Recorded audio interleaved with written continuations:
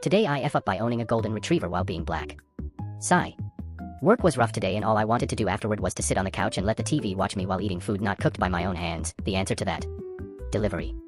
Food ordered. I let the dog into the yard to burn some energy and sat camped outside with him while waiting for the delivery. DoorDash, Grubhub, Uber, and everyone other than Jehovah's Witnesses has trouble locating my address, strictly relying on GPS, so it's nothing for me to post up and wait outside for when they are close, flag them down and go back inside for a contactless drop-off.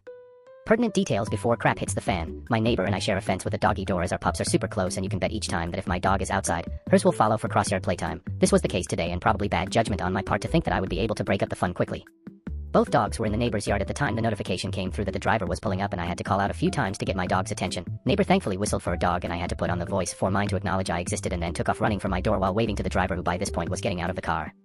Pop and I have a game called Runaway where I will take off yelling runaway, and literally he will chase after me like some human-sized fetch stick. I used this to my advantage until he realized I was putting him inside, but managed to get him through the storm door and close the screen before he could run out, then realized that I'd left the gate locked like an idiot with the driver standing right outside by this point. I didn't have a mask on at this point and neither did she, so I yelled from the porch that she could leave the food by the mailbox, and that is where the fun started. Is that your dog? My bullcrap meter didn't go off. I thought she was asking a question with an obvious answer because duh, she was a dog person, so I engaged with dog owner gushiness. Yes, blah, blah, blah, his name is XYZ, wanna say hi? I'll be nice because you brought my food.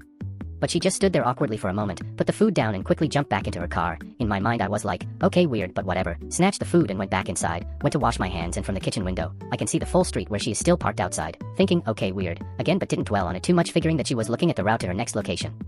I went about my business of preparing to destroy my meal. Few minutes later, the dog begins barking manically at the door. I take a glance at the cameras and realize she is still out front, parked directly in front of my mailbox.